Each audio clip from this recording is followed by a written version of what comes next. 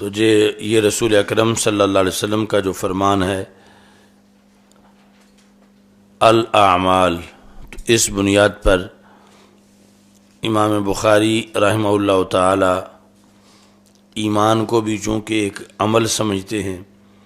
تو آپ نے فرمایا فداخل فیہ الایمان، اس کے اندر ایمان داخل ہوا، اور وضو، نماز، زکوٰۃ، حج، روزہ اور سارے احکام۔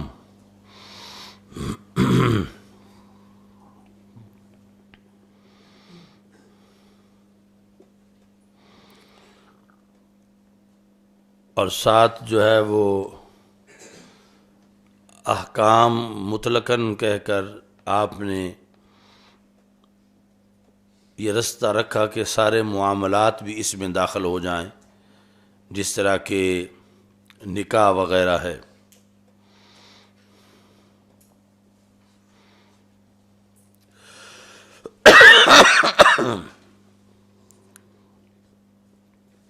چونکہ بعض لوگوں کے نزدیک انما الاعمال بالنیات کا تعلق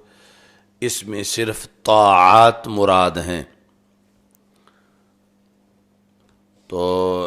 امام بخاری رحمہ اللہ تعالی اسے عام مخصوص البعض نہیں مانتے،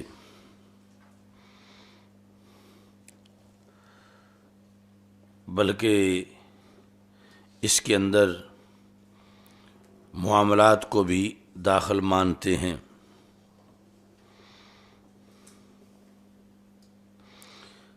لیکن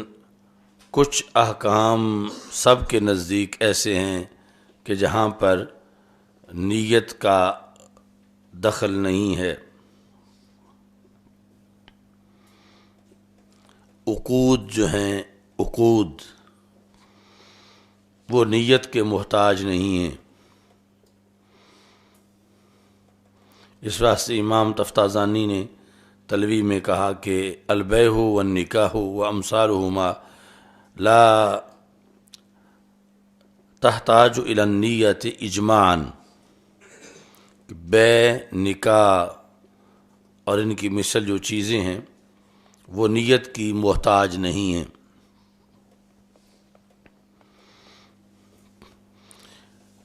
مثلا کسی کا کوئی غلام ہے، وہ شرعی غلام جو زر خرید غلام ہوتا ہے، تو اس نے اس کو کہہ دیا انت حر،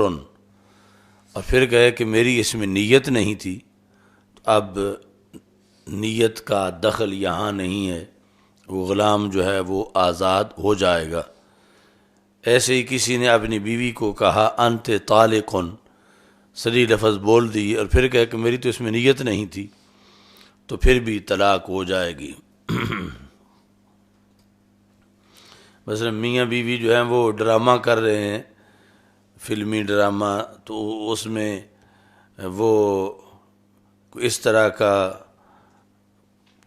پارٹ ادا کر رہے ہیں میاں بیوی ہونے کا، اور حقیقت میں بھی ہیں، اور وہ مرد اس کو کہتا کہ انت طالق، تو وہ طلاق واقع ہو جائے گی، اگرچہ وہ ڈرامہ ہی کر رہا ہے، کیونکہ اس میں جو ہے وہ نیت کا دخل نہیں ہے، صرف صریح الفاظ کافی ہیں۔ اور اس پر اتفاق ہے، یعنی یہ ائمہ میں سے کسی کا بھی اختلاف نہیں ہے اس میں، کہ جب صریح الفاظ اس نے انت طالق کے بول دیے تو اس میں یہ نہیں پوچھا جائے گا کہ اس کی نیت تھی یا نیت نہیں تھی، یہاں نیت کا کوئی دخل نہیں ہے۔ اور یہاں مقابلے میں کوئی حدیث پیش کرے کہ انما الاعمال بالنیات، کہ اعمال کا مدار جو ہے وہ نیتوں پر ہے، اور اس کی تو نیت ہی نہیں ہے، یعنی کوئی مفتی صاحب اس کی حمایت میں کھڑا ہو جائے کہ اس کی تو نیت ہی نہیں تھی، اس نے تو مطلقاً کہا ہے، تو اس کا جواب یہ ہے کہ انما الاعمال بالنیات کے اندر عقود جو ہیں یہ شامل نہیں ہیں۔ عقود، عقد جتنے ہیں وہ سب اس سے ورا ہیں، یہ طاعات کے بارے میں ہے یا بعض معاملات کے بارے میں، عقود اس سے خارج ہیں۔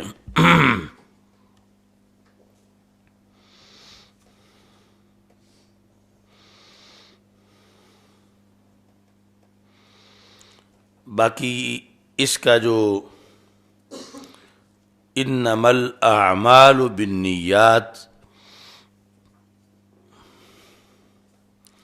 امام صاحب کے نزدیک، امام اعظم ابو حنیفہ رحمۃ اللہ علیہ کے نزدیک الاعمال سے پہلے لفظ ثواب جو ہے وہ محذوف ہے۔ انما الاعمال بالنیات، تو مطلب ہوگا کہ انما ثواب الاعمال بالنیات، کہ اعمال کا ثواب تب ملے گا کہ جب نیت ہوگی۔ یعنی اب اعمال سے مراد ہیں طاعات، یعنی نماز کی نیت ہی نہ ہو اور ویسے کوئی قیام رکوع کرتا رہے تو اس کا ثواب اس کو نہیں ملے گا،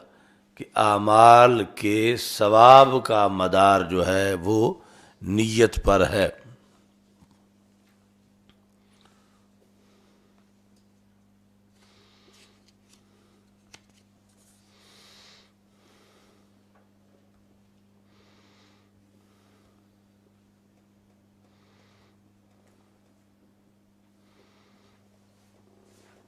تو خلاصہ یہ ہے کہ جو بھی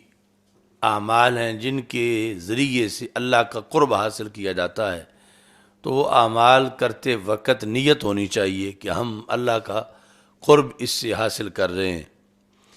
اور اس چیز کو اصل میں حدیث شریف میں دوسری جگہ بیان کیا گیا، مثلا من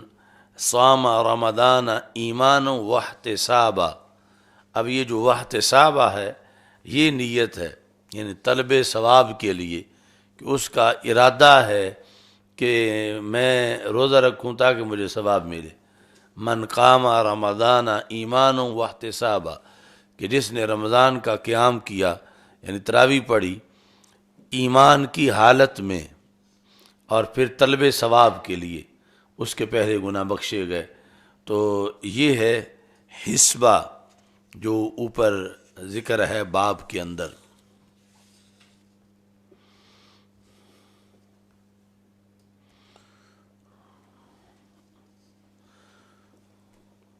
اللہ تعالیٰ کا فرمان ہے قل کل یعمل علی شاکلتہ،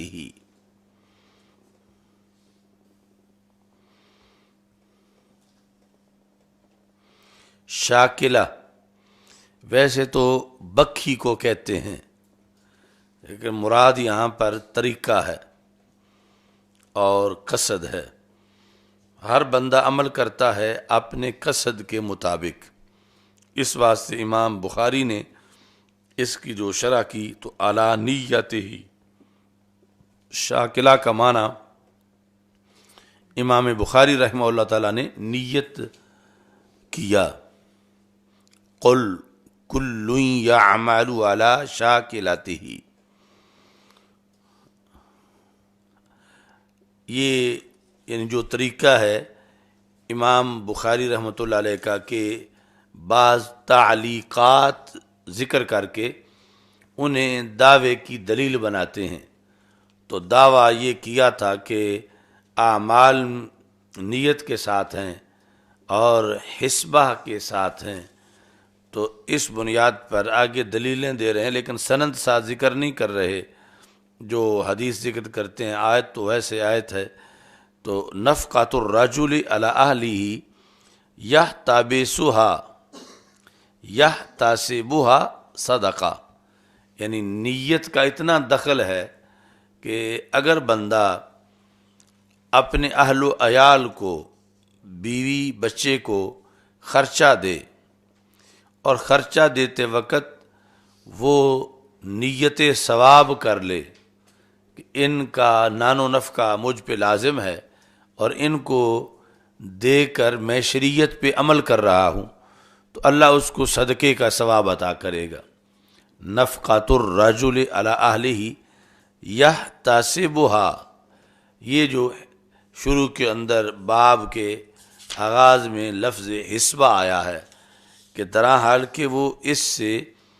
نیت جو ہے وہ ثواب کی کر رہا ہے، تو پھر یہ بھی صدقہ ہے۔ اور نبی اکرم صلی اللہ علیہ وسلم نے فرمایا لیکن جہاد و نیت، تو اب یہ تعلیقاً ذکر کر رہے ہیں امام بخاری رحمۃ اللہ علیہ. لیکن جہاد و نیت یہ اس طویل حدیث کا حصہ ہے کہ جس میں رسول اکرم صلی اللہ علیہ وسلم نے یہ ارشاد فرمایا کہ لا ہجرت بعد الفتح، فتح مکہ کے بعد ہجرت نہیں ہے، لیکن جہاد ہے اور نیت ہے، نیت ہجرت ہے، یعنی وہاں مکہ مکرمہ سے. اس کا مطلب نہیں کہ دنیا میں اور کسی جگہ سے ہجرت ہمیشہ ختم ہو گئی ہے، تو وہاں ہجرت جائز نہیں رہی چونکہ مکہ فتح ہو گیا ہے. تو اب وہ پہلے کی طرح حکم نہیں ہے کہ ہجرت کر کے مدینہ منورہ چلے جاؤ، تو وہاں کی جو ہے وہ نفی کا تذکرہ ہے. اچھا جی،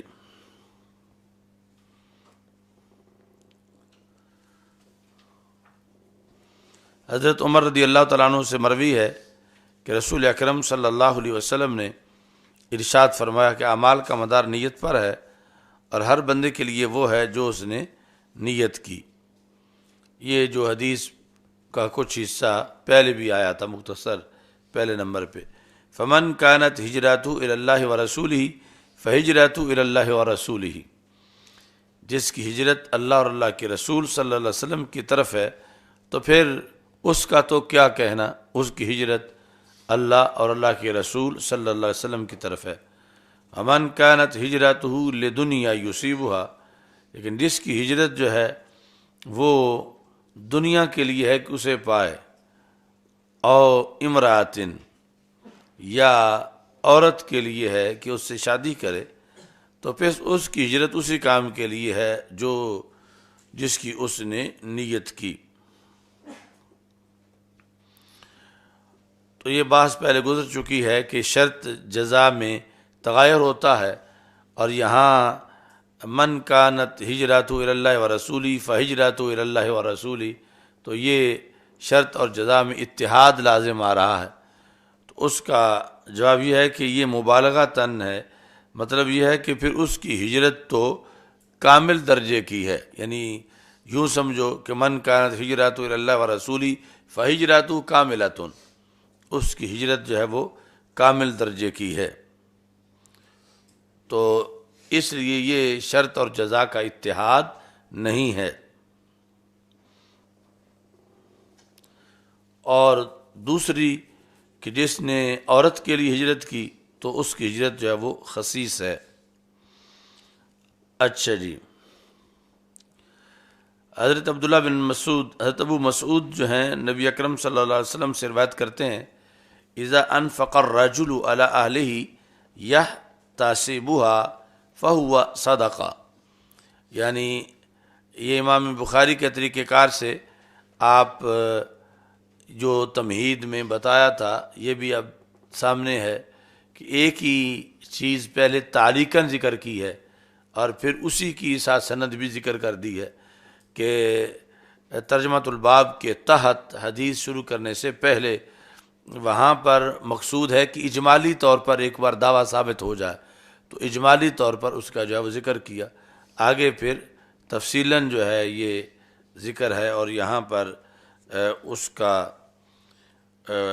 جو ہے وہ سند ذکر کی. اور یعنی ایک بار سند کے بغیر کا ذکر ہونا یہ نہیں کہ دعویٰ کر سکتا کہ اگر سند ہوتی تو پھر یہاں ذکر کرتے، تو سند تھی لیکن ایک طریقہ کار ہے ان کا اجمال اور تفصیل کا کہ جس کی وجہ سے پہلے سند کا ذکر نہیں کیا اور بعد میں سند کا ذکر قریب ہی کر دیا ہے.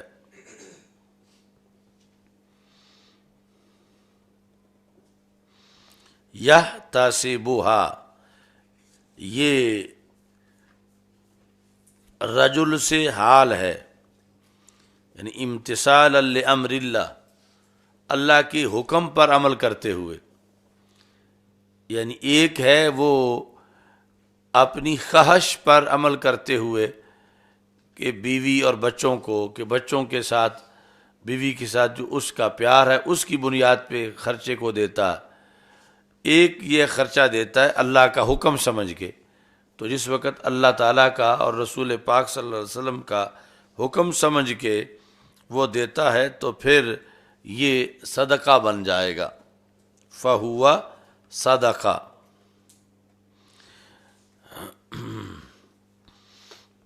تو اب سوال پیدا ہوتا ہے کہ صدقہ تو اوروں کیوں دیا جاتا ہے، گھر میں صدقہ نہیں دیا جاتا؟ تو اس کا جواب ہے کہ یصاب بھی کما یصاب بالصدقہ، اس کو ثواب یوں دیا جائے گا جیسے صدقے کا ثواب دیا جاتا ہے۔ اگرچہ اس کو عرف میں صدقہ نہیں کہتے، عرف میں اس کو نان و نفقہ کہتے ہیں، لیکن یہ نان و نفقہ ہونے کے ساتھ ساتھ اس کو صدقہ ہونے کا شرف بھی حاصل ہو جائے گا اگر اس کی نیت ہوگی کہ میں اللہ کے حکم پر دے رہا ہوں۔ اور پھر جس طرح وہ جو صدقہ ہے، الصدقہ تو تطفئ غضب الرب، صدقہ اللہ کی غصے کو بجھا دیتا ہے اور صدقے پہ ثواب ملتا ہے، تو وہی شان اس نان و نفقے کو بھی مل جائے گی۔ جو نیت نہ ہوتی طلب ثواب کی اور اللہ کے حکم پر عمل کرنے کی، تو صرف ایک چیز تھی، اب اس کو ایک تقرب اور طاعت ہونے کا شرف بھی حاصل ہو چکا ہے کہ یہ ایک نیکی کا کام ہے، جس طرح صدقے پہ ثواب ملتا ہے اس پر بھی ثواب ملتا ہے۔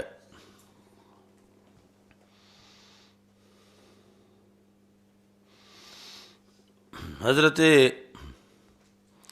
مالک بن سنان رضی اللہ تعالیٰ عنہ کہتے ہیں کہ رسول اکرم صلی اللہ علیہ وسلم نے آپ سے یہ ارشاد فرمایا، تو یہ اس لحاظ سے بھی دلیل ہے کہ رسول اکرم صلی اللہ علیہ وسلم کی تعلیمات جامع کتنی ہیں۔ یعنی آپ نے جہاں بندے کو اللہ کے سامنے جھکایا ہے کہ سجدہ کرے، وہاں آپ کے نظام کے اندر انسان کا کتنا فائدہ ہے اور کس قدر انسانی حقوق، ہیومن رائٹس موجود ہیں، کہ آپ ارشاد فرماتے ہیں کہ اِنَّكَ لَن تُنْفِقَ نَفَقَةً تَبْتَغِي بِهَا وَجْهَ اللَّهِ إِلَّا أُجِرْتَ عَلَيْهَا، کہ جو بھی تم خرچہ کرو گے لیکن قید یہ ہے کہ اس کے ساتھ تمہارا مقصد رضا الہی حاصل کرنا ہے، وجہ اللہ، رضا الہی، الا اجرت علیہا، جو خرچ بھی تم رضا الہی کے حصول کے لیے کرو گے اس پر تمہیں اجر دیا جائے گا۔ اب حتیٰ ہے غایت کے لیے، تو مطلب یہ ہے کہ جو کے اندر بڑا عموم تھا کہ فلاں کام کے لیے خرچ کرے، رشتہ داروں کو دے، تو پھر بھی تو رسول اکرم صلی اللہ علیہ وسلم نے جو دنیا داری کا سب سے آخری فرض تھا وہ بیان کر دیا، یہاں تک کہ حتیٰ ما تجعل فی فم امرأتک، یعنی بیوی اور شادی یہ دنیا داری ہے، آخری حد کی دنیا داری ہے، اور پھر اس کے منہ کے اندر کوئی چیز ڈالنا یہ ایک محض دنیا داری ہے۔ لیکن جس وقت اس کے اندر بھی ابتغائے وجہ اللہ ہوگا تو رسول پاک صلی اللہ علیہ وسلم نے فرمایا یہاں تک کہ تم وہ جو اپنی عورت کے منہ میں ڈالو وہ بھی تمہارے لیے ایسے کام بنے گا کہ اس پر تمہیں اجر دیا جائے گا، الا اجرتا علیہا، تو یہ حتیٰ یعنی مبالغہ کے لیے ہے گفتگو کو سمیٹنے کے لحاظ سے۔ اب انک لن تنفق، یہاں سے یہ بھی مثال ہے کہ اب یہ حکم تو دیا تھا رسول پاک صلی اللہ علیہ وسلم حضرت مالک بن سنان کو، تو اس کا یہ مطلب نہیں کہ حضرت مالک بن سنان جو لقمہ ڈالتے اس پر تو اجر تھا اور آج کا مسلمان جو ہے اس کو اجر نہیں ملے گا، یا اس کا حکم یہ نہیں ہے، بلکہ جیسے ان کا حکم تھا ایسی قیامت تک کہ ہر مسلمان کا بھی حکم ہے۔ تو اس طرح یعنی یہ وہاں کے قرائن سے پتہ چلے گا کہ جب رسول پاک صلی اللہ علیہ وسلم اگرچہ واحد مخاطب کی ضمیر استعمال کر رہے ہیں لیکن یہ حکم خاص نہیں ہے، حکم پوری امت کا ہے۔ تو اس طرح یعنی بعض احکام صحابہ اگرچہ ان کے مخاطب ہوتے ہیں لیکن صحابہ ان کے ساتھ خاص نہیں ہوتے کہ صرف وہ حکم صحابہ کا ہی ہو اور بعد میں اس پر عمل کرنا ناجائز ہو، تو ایسا ہرگز نہیں ہے۔ اور یہ بھی ضروری نہیں کہ صحابہ جو ہیں وہ مورد ہوں خاص طور پر، اور ان کو اس کمی کے ساتھ نامزد کیا جائے۔ اب یہاں یہ نہیں ہو سکتا ضروری کہ حضرت مالک کوئی پہلے یہ کام نہیں کرتے تھے اور انہیں پھر یہ حکم دیا کیا تو پھر انہوں نے کرنا شروع کیا، بلکہ وہ صحابہ ایک پل ہیں، ان کے ذریعے خطاب ہم تک پہنچتا ہے، تو اصل وہ ذریعہ ہیں باقی امت تک خطاب کے پہنچانے کا۔ تو یہ آج یعنی یہ جو رفض ہے وہ ایسی چیزیں نکالتا ہے کہ یہ ان کو خطاب تھا تو پہلے کمی تھی تو پھر خطاب تھا، یعنی کمی ہونا وہاں ضروری نہیں ہے، ان کا سامنے ہونا بعد والی امت کے لیے ایک ذریعہ ہے کہ حکم بعد والوں تک پہنچے، اگرچہ سامنے وہ ہیں، اور ضروری نہیں کہ ان میں وہ کمی ہے تو پھر ہی انہیں یہ کہا جا رہا ہے، بلکہ ان کے ذریعے وہ حکم بعد والی امت تک پہنچایا جا رہا ہے۔ اب یہ حقوق العباد میں سے ہے، اور پھر بالخصوص حقوق نسواں میں سے ہے، جو یورپ میں شور ہے کہ اسلام عورتوں کے حقوق مار رہا ہے معاذ اللہ، اور اسلام جو ہے وہ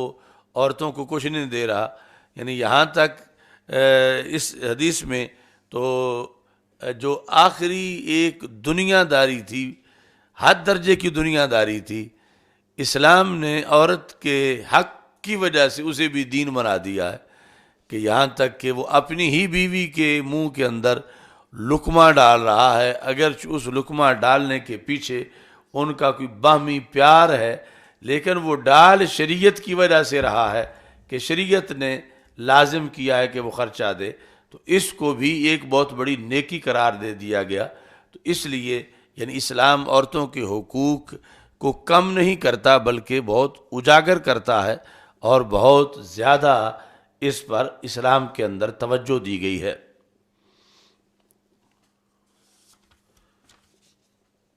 اور یہاں پر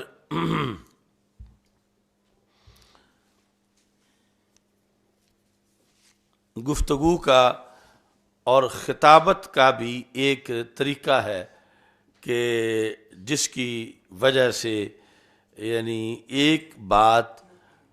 مؤثر طریقے سے اگلے تک جو ہے وہ پہنچ سکتی ہے۔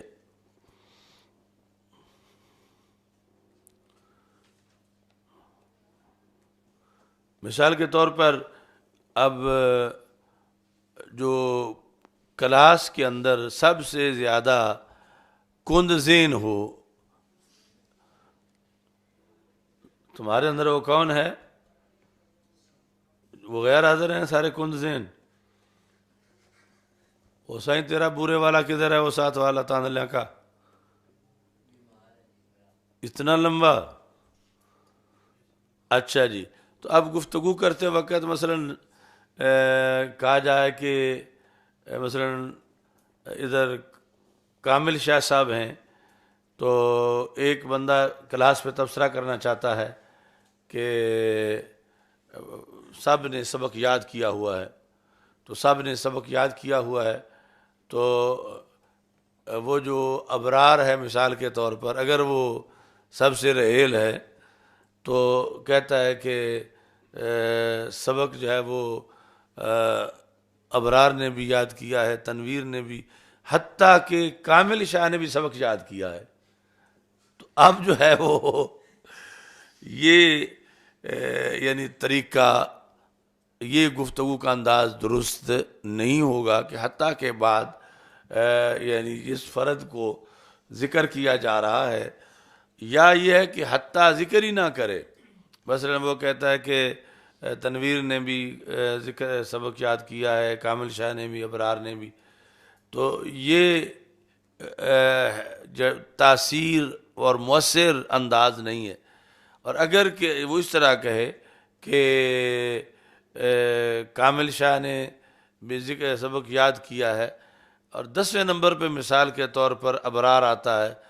تو فلاں نے بھی کیا، تنویر نے بھی، حتیٰ کہ ابرار نے بھی سبق یاد کیا ہے۔ اب اس جملے کے اندر وزن زیادہ ہوگا، اور آگے جو حالات جانتا ہے سب کے، اس کے لحاظ سے پھر یہ ہوگا کہ اگر ابرار تک یہ سبق یاد کرنے والی آگ پہنچ گئی ہے تو پھر تو سارے ہی پک گئے ہیں۔ تو یہ یعنی حتیٰ کے ذریعے جو ہے وہ ایک کلام کے اندر جو ہے وہ پریشر بنتا ہے۔ مثلا فلاں جو ہے وہ بڑا نیک ہے، وہ بڑا پارسا ہے، عبادت گزار ہے، 5 وقت کی نمازیں پڑھتا ہے روز، حتیٰ کہ وہ تہجد گزار ہے۔ تو اب جو ہے وہ یہ کلام کے اندر ایک جو ہے وہ وزن بن جائے گا۔ اور اگر کہا جائے کہ وہ بندہ نیک، حتیٰ کہ وہ تو فرض بھی پڑھتا ہے تو یہ رسول پاک صلی اللہ علیہ وسلم کی گفتگو کے اندر یعنی یہ پہلو بھی موجود ہیں کہ حتیٰ کے بعد وہ فرض اب یہاں ذکر کیا جائے گا جو دنیا داری میں آخری فرض ہے، دنیا داری نبھانے کے لحاظ سے۔ اچھا جی، تو اس کا بھی آپ نے یہ حوالہ لگانا ہے کہ حکم عام ہے، مخاطب اگرچہ خاص ہے۔ مخاطب تو حضرت سعد ہیں رضی اللہ تعالی عنہ۔ اچھا جی، ان سعد بن ابی وقاص، مخاطب تو وہ ہیں لیکن حکم صرف ان کے لیے نہیں ہے، حکم عام ہے۔ اگر ویسے آپ کو یہ تلاش کرنا پڑ گیا کہیں کہ ایسا ہو سکتا ہے کہ حکم عام ہو لیکن مخاطب خاص ہو، تو ہو سکتا ہے آپ 2 مہینے بخاری دیکھتے رہیں یہ حوالہ تلاش کرنے کے لیے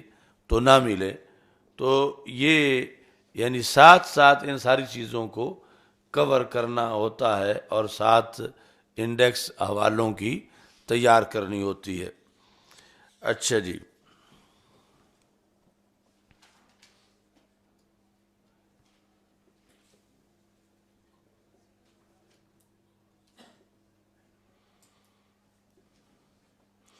باقی لقمہ کی جو قید لگائی ہے تو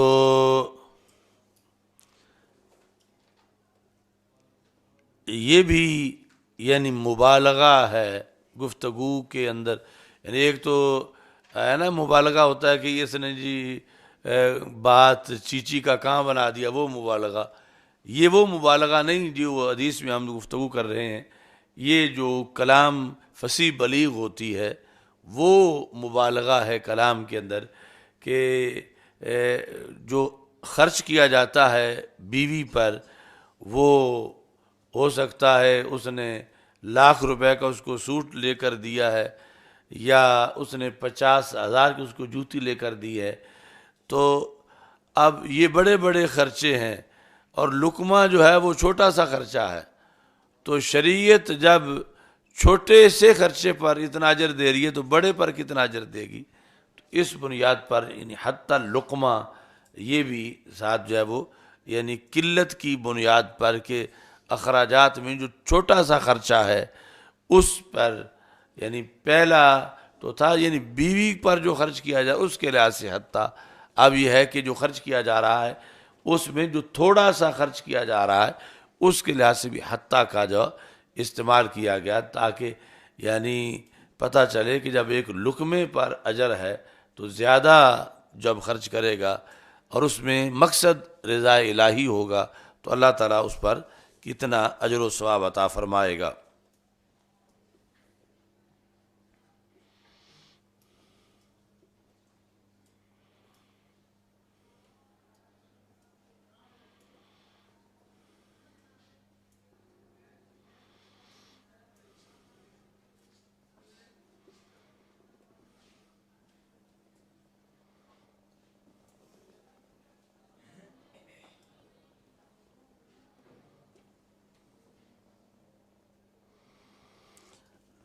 اب یہ ہے کہ اگر کسی کی بیوی سیدہ ہے تو پھر کوئی کہے کہ سیدوں پر تو صدقہ حرام ہے، تو پھر کامل شاہ اگر دے تو پھر جو ہے وہ یعنی صدقے کا ثواب نہ ملے، اور احمد رضا دے تو اس کو صدقے کا ثواب مل جائے، تو اس کا جواب یہ ہے کہ وہ جو سیدوں پر صدقہ حرام ہے وہ زکوٰۃ ہے، اس کی بات ہے۔ باقی یہ اب کوئی سید طلب ثواب کے لیے اپنی گھر والی کو دیتا ہے تو یہ اس حکم میں شامل ہے کہ یہاں پر بھی اس کو ثواب ملے گا، جیسے باقی امت کو ایسے عمل پر ثواب ملنے والا ہے۔ یہ باقاعدہ سوال کیا ہے الکوثر الجاری کے اندر 136 صفحے پر انہوں نے۔ اچھا جی، کہ ان المحرم علی الہاشمیات انما هو الزکاۃ لا سائر الصدقات سرّ بها الفقہاء، کہ فقہا نے یہ وضاحت کی ہے کہ ہاشمی جو ہیں ان پر جو حرام ہے وہ زکوٰۃ حرام ہے، باقی جس پر بھی لفظ صدقہ بولا جائے وہ حرام نہیں ہے، یعنی جہاں جو خاوند اپنی بیوی کو دے رہا ہے اور اس کو صدقہ کہا جا رہا ہے، اور اگر وہ ہاشمیہ ہے تو پھر بھی صدقہ ہی اس کو کہا جائے گا اور ثواب بھی اس کو ملے گا۔ باقی یہ فتنہ حویلیاں ہے کہ اس نے زکوٰۃ کو بھی سادات کے لیے حلال قرار دیا، اور اس پر خصوصی طور پر اس نے کوئی 14-15 صفحے کی ضخیم کتاب بھی لکھی ہے کہ سادات کے لیے زکوٰۃ صرف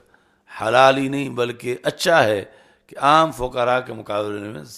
سادات کو زکوٰۃ دی جائے۔ یہ محمود حویلیاں جو ہے۔ اچھا جی، باب قول النبی صلی اللہ علیہ وسلم،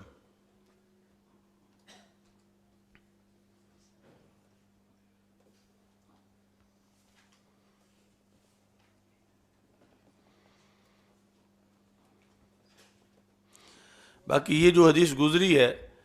اس کے اندر ایک صوفیانہ شرح ہے اس کی، تو اس پر بھی سب کو عمل کرنا چاہیے ساری زندگی،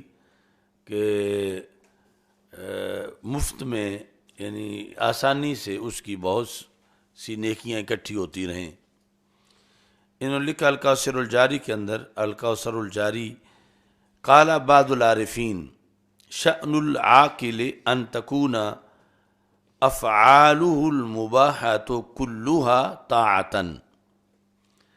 کہ عاقل کی یہ شان ہے کہ اس کے جتنے بھی مباح کام ہیں سارے نیکی بن جائیں۔ ویسے تو نیکی وہ بنتے ہیں نا اعمال صالحہ کہ شریعت کے اندر جن کا حکم ہے، اور مباح ہے ایک محض، یعنی وہ باعث ثواب نہیں ہوتا، لیکن مطلب جائز ہے مگر باعث ثواب نہیں ہے۔ لیکن عاقل وہ بندہ ہے کہ جو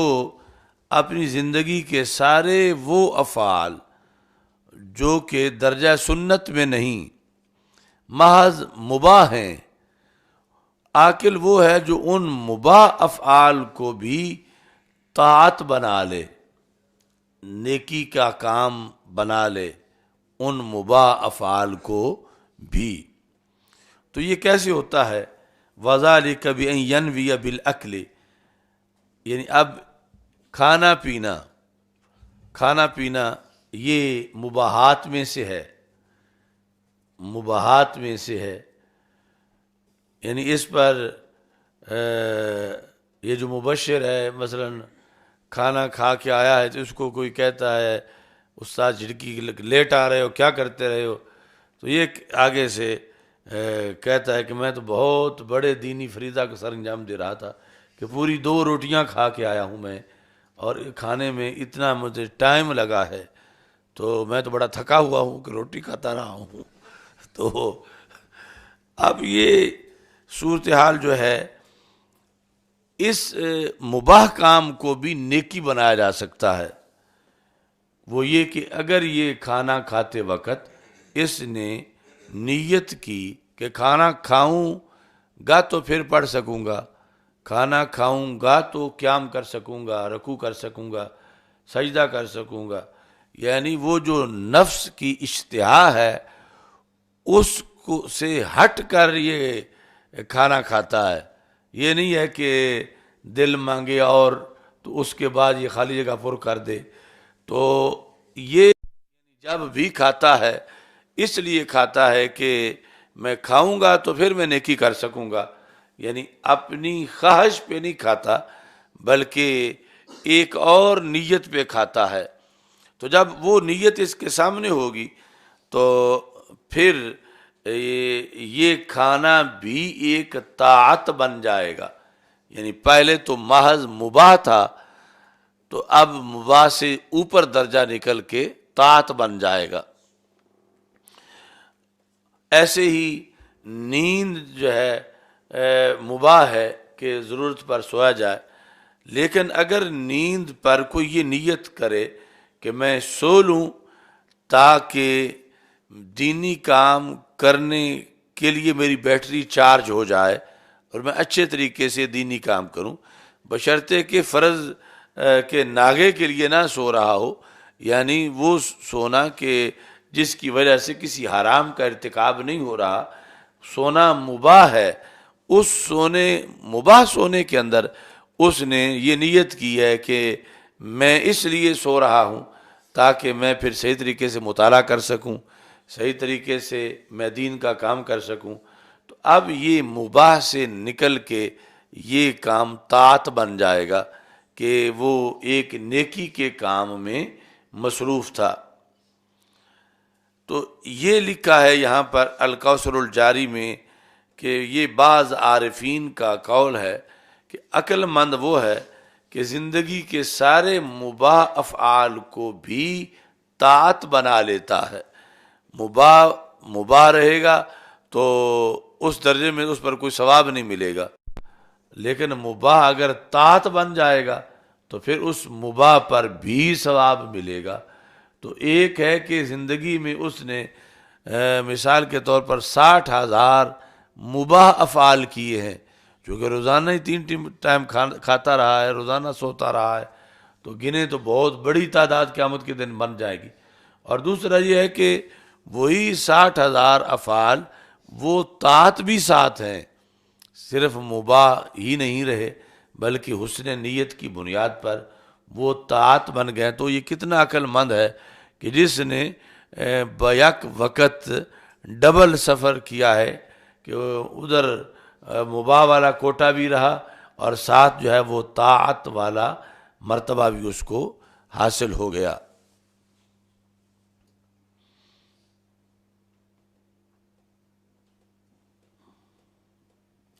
اس لیے بزرگوں کے اقوال میں جو پرانے صوفیاء ہیں ان میں اس بعض میں لکھا کہ بہترین عمل کون سا ہے، تو انہوں نے کہا بہترین عمل روٹی کھانا ہے۔ تو عام بندہ تو پھر اس پہ سمجھ شاید یہ لطیفہ ہے کہ بہترین عمل روٹی کھانا ہے، تو انہوں نے کہا کہ یعنی روٹی کھانا اس نیت کے ساتھ کہ روٹی کی وجہ سے، کھانا کھانے کی وجہ سے میرے جسم میں قوت آئے گی تو میں جہاد کروں گا، قوت آئے گی تو میں قیام کروں گا، قوت آئے گی تو میں کوئی بھی نیکی کا کام کروں گا۔ تو اس حصول قوت کے لیے روٹی کھانا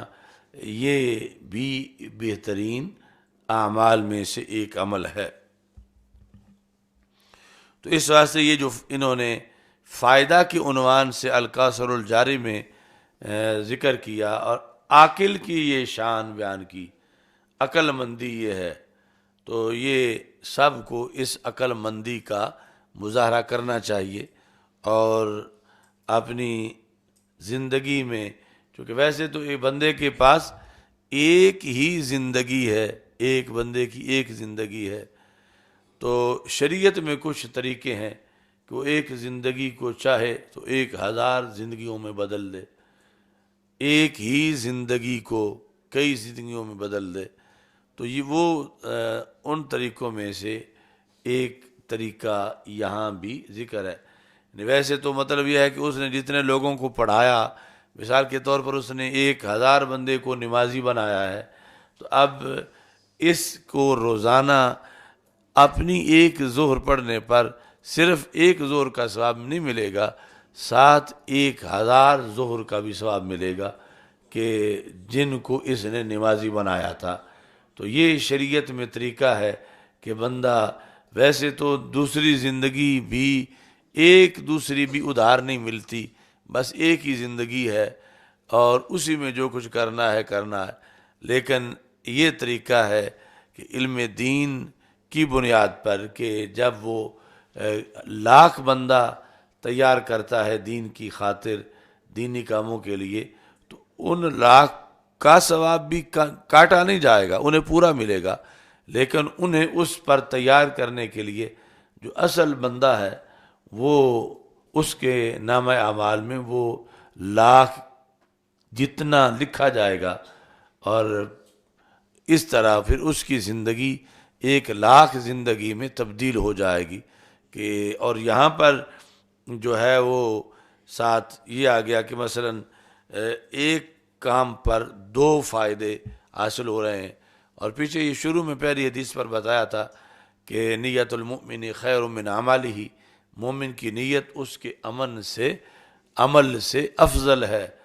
تو نیت عمل سے افضل ہونے کے جو مطالب ہیں ان میں سے ایک مطلب یہ ہے کہ عمل کا دائرہ محدود ہے اور نیت کا اس سے کہیں آگے ہے۔ عمل مثلا یہ ہے کہ اس نے 80 سال نماز پڑھ لی، 90 سال پڑھ لی، صدی پڑھ لی، لیکن نیت تو 10 صدیوں کی بھی کر سکتا ہے کہ اگر میں زندہ رہوں تو میں 10 صدیوں تک نماز پڑھوں گا، اور اگر اس کی نیت اس کے خلاف کوئی قرائن نہ ہو تو پھر اس کو 10 صدیوں کا ہی ثواب مل جاتا ہے، لیکن اگر اس کی نیت کے خلاف قرائن ہو کہ جو ٹائم ملا ہوا یہ تو پڑھتا نہیں، نیت 10 صدیوں کی کر رہا، تو پھر ثواب نہیں ملتا۔ تو ایسے ہی یعنی ایک عمل پر متعدد نیتوں کی بنیاد پر ایک عمل متعدد اعمال میں تبدیل ہو جاتا ہے۔ اس طرح کہ امام غزالی رحمۃ اللہ علیہ نے احیاء العلوم میں لکھا ہے کہ ایک بندہ مسجد نماز پڑھنے جا رہا ہے، تو اگر عقل مند ہے تو وہ پھر یہ کہ زندگی تھوڑی سی ہے تو زیادہ سے زیادہ وہ انویسٹ کر لے اس میں، عقل مند ہے تو پھر کیسے زیادہ ثواب حاصل کرے کہ اس کے اندر وہ نیتیں متعدد کر لے، تو اللہ اس کو متعدد ثواب دے گا، متعدد مستقل اعمال پر۔ مثلا ویسے تو ایک ہی ثواب ملے گا اس کو کہ وہ مسجد نماز پڑھنے جا رہا ہے، آگے اگر نیت کرتا ہے کہ مسجد میں جاؤں گا اس لیے کہ نماز بھی پڑھوں گا، ساتھ مجھے مسلمانوں کے حالات کا پتہ چلے گا، یعنی یہ کہ ایک وقت ہے مسلمانوں کے اکٹھا ہونے کا، پتہ چلے گا فلاں بیمار ہو گیا ہے، فلاں کو یہ پرابلم ہے، فلاں کی یہ حالت ہے، چونکہ مثلا سوشل میڈیا تو اس وقت چل نہیں رہا تھا، تو حالات کی آگاہی کا ایک طریقہ یہ بھی تھا کہ مسلمان 5 وقت گھروں سے نکل کے اکٹھے ہوں تاکہ ایک دوسرے کے مسائل سے آگاہ ہوں، اور آگاہ ہوں گے تو پھر کوئی کسی کی مدد کر سکے گا، تو وہ اپنی جگہ آج بھی اتنا ہی فائدہ موجود ہے۔ تو اب اس نے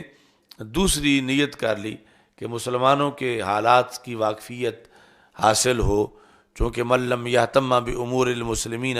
فلیس منا، کہ رسول پاک صلی اللہ علیہ وسلم فرماتے ہیں جو مسلمانوں کی امور کا اہتمام نہ کرے وہ ہمارا نہیں، تو اس واسطے مجھے پتہ چلے۔ پھر اس نے نیت کر لی کہ رستے میں اگر کوئی حاجت مند بیٹھا ہوا ہو تو اس کی میں حاجت پوری کروں گا، پھر اس نے کوئی نادار ہو تو میں اس کو پیسے دوں گا، کوئی سوالی ہوگا اس کو میں کھانا کھلاؤں گا، اور کوئی بیمار ہوگا میں اس کی عیادت کروں گا، کسی کا جنازہ تیار ہوگا تو میں اس جنازے میں شریک ہوں گا، اگر مسجد میں درس قرآن ہوا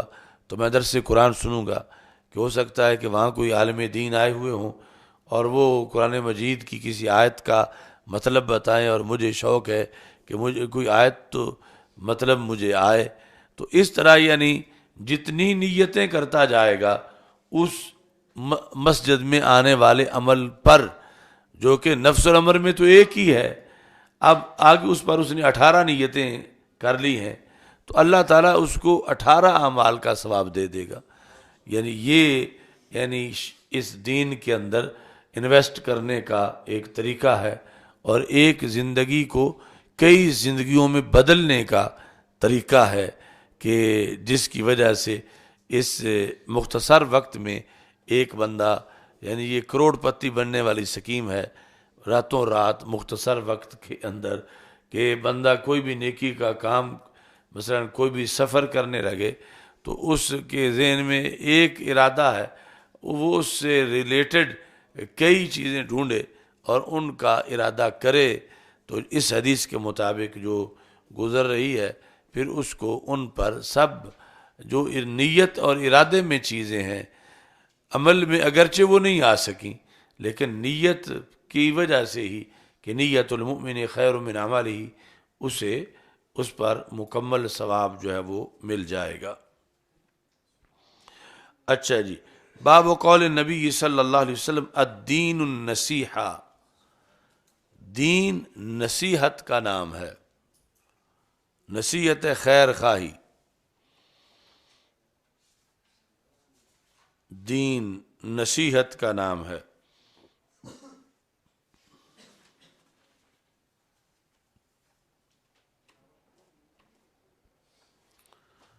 اچھا جی، آگے نصیحت کا معنی جس منسوخ کے لحاظ سے بدلتا جائے گا، للہ ولرسولہ ولائمۃ المسلمین وعامتہم، نصیحت اللہ کے لیے. اب جو ہمارے عرف میں ہے کہ فلاں نے فلاں کو نصیحت کی، تو اس لحاظ سے تو اللہ تعالیٰ کے شایان شان نہیں ہے کہ کوئی اللہ کو نصیحت کرے، کیونکہ نصیحت جو کرنے والا ہے، جس کو کر رہا ہے، منسوخ کے اندر کمی پائی جاتی ہے، اور نصیحت کرنے والا اس کی کمی کو دور کرتا ہے، اور اللہ میں کوئی کمی نہیں ہے، اور اللہ نہ کسی سے کوئی اثر قبول کرتا ہے. تو دوسرا معنی ہے خیر خواہی، جو ہم کر رہے ہیں نصیحت کا معنی، تو خیر خواہی بھی ڈائریکٹ جو ہے اللہ تعالیٰ کے لحاظ سے شایان شان نہیں، یعنی خیر خواہی، کسی کی خیر مانگنا، تو یہ وہاں ہے جہاں شر آ سکتا ہو تو پھر اس کی خیر مانگی جائے. تو اللہ تعالیٰ پر تو شر آ ہی نہیں سکتا. یہی وجہ ہے کہ جب احکام کے آغاز میں صحابہ نے السلام علی اللہ کہا کہ اللہ پر سلام ہو، تو رسول پاک صلی اللہ علیہ وسلم نے منع کر دیا، فرمایا کہ اللہ پر سلام کہنا یہ درست نہیں، اس واسطے کہ سلام کا مطلب ہے تو سلامت رہے، تو اللہ تعالیٰ پر تو نہ موت آ سکتی ہے نہ مرض آ سکتا ہے، سلامتی کے برعکس کوئی چیز آ ہی نہیں سکتی. تو یہ دعا کی وہاں ضرورت ہے جہاں ایسا کوئی احتمال ہو، تو اس واسطے تم السلام علی اللہ نہ کہو. سلام بڑی اچھی چیز ہے، مگر یہ بھی دیکھنا ہے کہ اللہ کے لائق بھی ہے یا نہیں. تو رسول پاک صلی اللہ علیہ وسلم نے اللہ پر سلام پڑھنے سے روک دیا، یہ جس طرح آگے بخاری شریف میں آئے گا. تو اس بنیاد پر اب جو ہوگا خیر خواہی، اللہ کے لیے نصیحت، تو مطلب یہ ہوگا یہاں پر کہ اللہ کے احکام کی قدر و قیمت، کہ جو اس نے فرمایا ہے کہ یہ کرو ویسے کرنا، جو اس نے فرمایا یوں نہ کرو تو وہ نہ کرنا، تو اس کی شریعت کی قدر و قیمت، اس کی شریعت پر عمل، تو اس طرح کر کے پھر آگے وہ معنی چلائیں گے. الدین النصیحۃ، للہ ولی رسول ہی، رسول اکرم صلی اللہ علیہ وسلم کے لیے خیر خواہی، ولی ائمۃ المسلمین، یہ لفظ ائمہ حکمرانوں کے لیے ہے،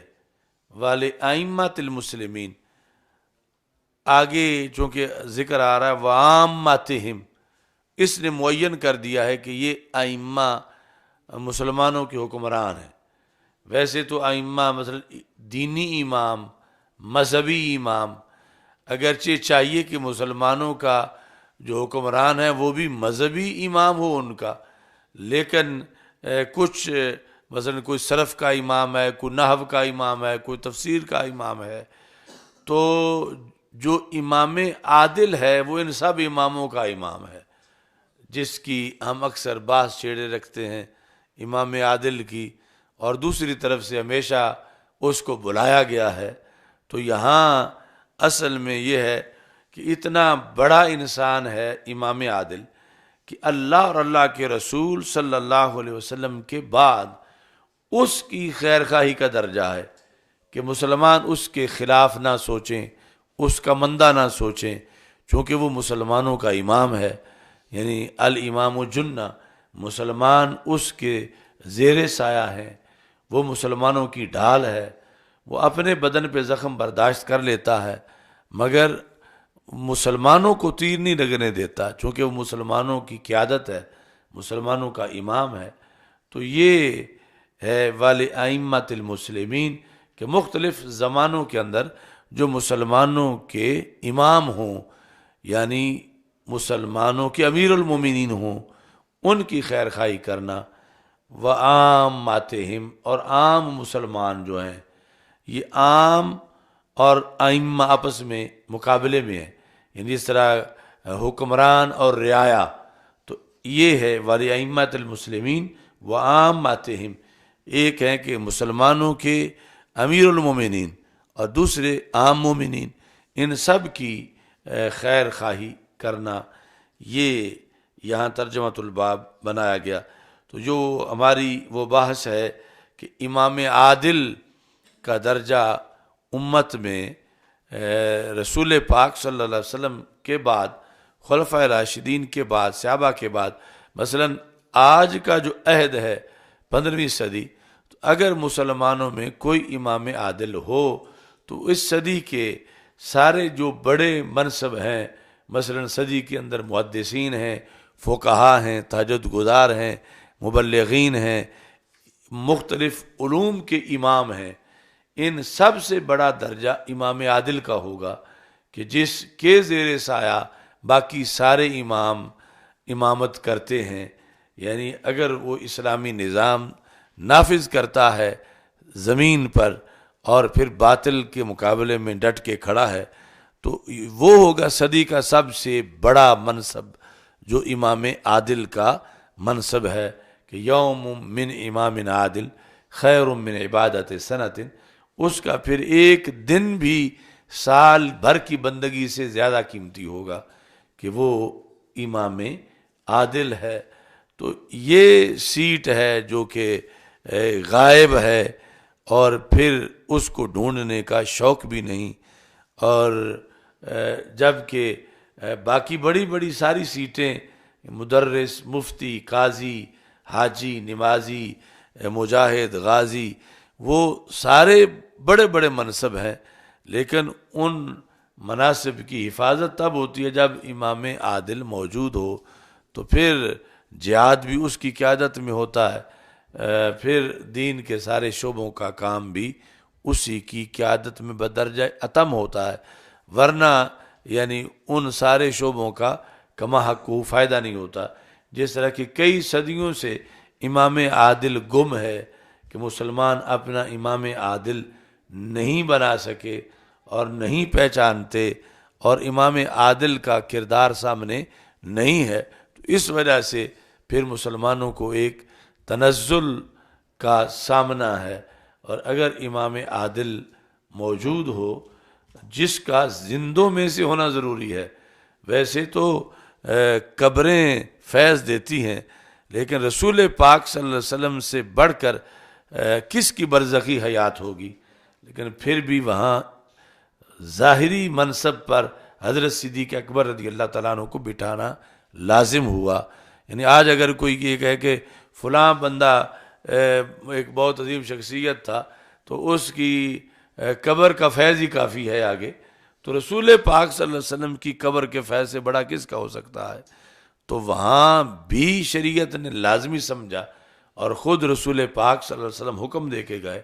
کہ ظاہری منصب میں امت کے زندہ لوگوں میں جو ظاہری حیات میں زندہ ہے، ہر صدی ہر دور میں اپنا امام عادل چننا ضروری ہے، کہ جو مکلف ہوگا، جس پر ذمہ داریاں ہوں گی، جو ذمہ داریاں نبھائے گا، اور اس کے زیر سایہ امت جو ہے وہ اپنا سفر کرے گی. تو یہ یعنی کئی صدیوں سے گم ہے امام عادل، اور اتنا گم ہے کہ امام عادل کے فضائل کی بات بھی گم ہو گئی ہے. یعنی امام عادل وہ منصب ہے کہ شریعت میں جو زبان رسالت سے نکلا ہے، غوث اعظم، قطب اعظم، محدث اعظم، ولی اعظم، مدرس اعظم، فقیہ اعظم، یہ سارے امت کی اپنی زبان سے بنائے ہوئے منصب ہیں، اور یقیناً جن جن کو یہ میسر ہوں ان کی شانیں بڑی ہیں. لیکن امام عادل یہ زبان رسالت سے لفظ نکلا ہے، اور اس پر بڑی ذمہ داریاں ہیں، اور اس کے زیر سایہ اپنے اپنے زمانے میں امت چلتی ہے. اور اس کا جلسہ ہی مفقود ہے کہ امام عادل کے شرائط کیا ہیں، امام عادل کے فضائل کیا ہیں، امام عادل ہونا کیوں ضروری ہے. امام عادل ڈھونڈنا چاہیے، امت کو اپنا امام عادل قائم کرنا چاہیے. یعنی امام عادل یعنی کہ وہ خود کہ میں امام عادل ہوں، آؤ میری بیعت کرو. یعنی امت کو اس سلسلے میں شرائط کے پیش نظر جو ہے وہ امام عادل کی تلاش کرنی چاہیے، اور پھر اس کے ساتھ جو ہے وہ جب شرائط پائی جائیں تو کھڑا ہونا چاہیے. یہ ہے کہ جس کے بارے میں سبعۃ یظلھم اللہ فی ظلہ یوم لا ظل الا ظل عرشی، کہ رسول پاک صلی اللہ علیہ وسلم نے فرمایا کہ 7 وہ ہیں جنہیں اللہ قیامت کے دن دھوپ نہیں لگنے دے گا. 7 عظیم ترین سیٹیں. یہ مطلب نہیں کہ ایک سیٹ جزئی حقیقی کے لیے ہے کہ 7 معین فرد، نہیں، 7 کیٹیگریز کے لوگ، اگرچہ وہ ہوں ہزاروں لاکھ ہوں، تو 7 قسم کے لوگوں کو اللہ دھوپ نہیں لگنے دے گا. اور ان میں پہلا مقام ہے امام عادل کا. یعنی امام عادل وقت کے تہجد گزاروں، جو محض تہجد گزار یا محض صوفی یا محض صائم ہیں یا محض عالم ہیں، ان سب کے مقابلے میں امام عادل کی اس عہد میں، اس زمانے میں پوزیشن پہلی ہے کہ اللہ نے رسول پاک صلی اللہ علیہ وسلم نے ذکر کرتے ہوئے بھی نام اس کا پہلے نمبر پہ لیا ہے. اور یہ یعنی اس کے خد و خال کے اندر چیز پیش نظر رکھ کے مسلمانوں کو بیداری کی ضرورت ہے کہ وہ امام عادل اس وقت ظاہری حیات میں زندہ ہونا اس کا شرط ہے، ورنہ قبر غوث اعظم کی بھی فیض دے رہی ہے، قبر داتا صاحب کی بھی فیض دے رہی ہے. لیکن شریعت کے اندر امام عادل جو صدی میں، ضروری نہیں پوری صدی میں ہو، مثلا 5 سال اس کی زندگی میں اس کو یہ منصب ملا پھر شہید ہو گیا، 10 سال اس کو یہ منصب ملا، اس کو لوگوں نے امام منتخب کیا اور وہ شہید ہو گیا. تو یہ جو ہے امام عادل، اس کا نہ ہونا یہ امت کا سب سے بڑا نقصان ہے کہ جس کے سہارے امت نے جینا تھا، ظاہری طور پر کہ فیصلہ وہ کرے گا، جہاد کا اعلان وہ کرے گا، امت اس کے پیچھے کھڑی ہوگی، امت کے مسائل وہ حل کرے گا، تو اس کا نہ ہونا یہ کفر کو کھل کھیلنے کا موقع ملا ہوا ہے. اور اس کا نہ ہونا یہ امت مسلمہ کے مزید کمزور ہونے کا سلسلہ جو ہے وہ جاری ہے. یعنی اس کو اس کے عہد کے اندر ڈھونڈنا اور اسے ماننا اور اس کے جھنڈے کے نیچے کھڑا ہونا یہ ضروری ہے۔ اس واسطے وہ حدیث شریف ہے کہ من مات ولم یعرف امام زمانہ ہی فقد مات میتۃ الجاہلیہ۔ اگرچہ اس کی سند میں کچھ بحث ہے، لیکن امام تفتازانی وغیرہ یا جتنے ہمارے علم کلام کے ماہرین انہوں نے امامت کی بحث کی ہے تو اس حدیث کو لکھا ہے۔ اور ہمارے استاد بندیالوی صاحب رحمۃ اللہ علیہ آپ کی جو چند مخصوص خطابات تھے عوامی، ان میں ایک خطاب امامت کے بارے میں بھی تھا، تو اس میں بھی آپ بھی یہ حدیث پیش کرتے تھے من مات، کہ جو بندہ فوت ہو گیا، کس حالت میں فوت ہوا؟ ولم یعرف امام زمانے ہی، وہ اپنے زمانے کے امام کی معرفت نہیں رکھتا۔ ویسے اگرچہ محدث مدرس فقیہ ہے، لیکن اسے یہ پتہ نہیں کہ میرے زمانے کا امام کون ہے امت مسلمہ میں۔ ولم یعرف امام زمانے ہی فقد مات میتۃ الجاہلیہ، تو وہ جاہلیت کی موت مر گیا۔ ایک ہوتی ہے جہالت، ایک ہے جاہلیت۔ جاہلیت ہے اسلام سے پہلے کا زمانہ، تو یعنی وہ جاہلیت کی موت مر گیا کہ اسے یہ پتہ نہیں تھا کہ میرے عہد کا امام کون ہے۔ تو اتنا یعنی امام کا نسب تعیین اور پھر اس کا ساتھ دینا اور اس کو جاننا کہ موت کے وقت فارم فل جب ہوتا ہے، جس طرح بندہ بلا تشبیہ تمثیل ہسپتال میں فوت ہو جائے تو اس کا ایک ڈیتھ سرٹیفکیٹ بنتا ہے، تو شرعی طور پر جو بندہ فوت ہوتا ہے تو اس کا ایک ڈیتھ سرٹیفکیٹ ہوتا ہے کہ اس کا نام کیا ہے، باپ کا نام کیا ہے، اس کی پیچھے اولاد کا کتنی ہے، یہ کہاں فوت ہوا ہے، اور پھر اس کے زمانے کا امام کون ہے، اور یہ کیا اپنے امام کو جانتا تھا یا نہیں جانتا تھا۔ تو اتنا یعنی اہم منصب ہے امام کا، امام عدل کا، امام عادل کا، کہ استاد صاحب بھی یہی کہتے تھے صدیوں سے یعنی لوگ جاہلیت کی موت مر رہے ہیں کہ اس بنیاد پر کہ وہ جانتے نہیں کہ امام ان کا کون ہے، اور نہ ہی یعنی یہ موت کے وقت تب پتہ ہو جب پہلے موت سے پتہ ہو، یہ نہیں کہ موت کے وقت اچانک کان میں کوئی بتائے گا تیرے زمانے کا فلاں امام ہے۔ یعنی جو امام ہے وہ اپنے کردار میں زندہ ہوگا اور اس کو ساری دنیا جانتی ہوگی کہ ہمارے عہد کا فلاں امام عدل ہے، اور اس کا پھر ایسا یعنی سایہ ہے کہ اس کی پہچان پر یہ نمبر ملتے ہیں کہ بندہ صاحب ایمان دنیا میں جاتا ہے، کہ چونکہ یہ اپنے امام کو جانتا تھا لہذا اس کو قبر میں سہولتیں دو کہ یہ اپنے امام کو پہچانتا تھا، اور اگر نہیں پہچانتا اور امام ہے ہی نہیں، امام معلوم نہیں، تو پھر یعنی آگے کس قدر اخروی زندگی میں بھی ایک ناکامی ہے۔ دنیا میں جو ناکامیاں ہیں مسلمانوں کی ابتری، زوال، علاقے چھن جانا، مسلمانوں کے جان و مال لٹ جانا، غلامی آ جانا، یہ نقصان تو ہے ہی، لیکن آگے اخروی زندگی کا بھی کتنا بڑا نقصان ہے امام نہ ملنے کی وجہ سے۔ تو جو اتنا اہم ہے اتنا ہی مشکل بھی ہے اس کا ڈھونڈنا اور اس کا پایا جانا اور اس کی شرائط کا پورا ہونا، اور پھر جو ہے اس کا اس شرائط کے مطابق کردار ادا کرنا، چونکہ پھر اس کا ایک دن سال کی بندگی سے بڑا ہے، بلکہ دن تو کیا، دوسری حدیث میں ساعہ، ایک لمحہ اس کا جو ہے وہ عام لوگوں کی سال کی بندگی سے بڑا مقام رکھتا ہے۔ تو یہ کم از کم اس موضوع کو تو زندہ کیا جائے کہ ہمیں ضرورت ہے کہ ہم معاشرے میں امام اعظم کانفرنس کریں، غوث اعظم کانفرنس کریں، داتا گنج بخش کانفرنس کریں، تو امام عادل کانفرنس بھی کریں، یا امام عادل پر بھی جمعہ پڑھائیں کہ امام عادل کون ہوتا ہے اور اس کی سیٹ ہے اسلام میں، اور اس کے لیے سرکار دعا مانگ کے گئے ہیں، اور سرکار دو عالم صلی اللہ علیہ وسلم نے فرمایا ہے کہ اس کی مسلمانوں خیر خواہی کرو تم، چونکہ تمہارا امام عادل ہے۔ اب امام عادل کے خلاف پھر نعرہ لگانا بھی جائز نہیں، نعرہ لگانا تو کیا سوچنا بھی ناجائز جائز نہیں، امام عادل کے خلاف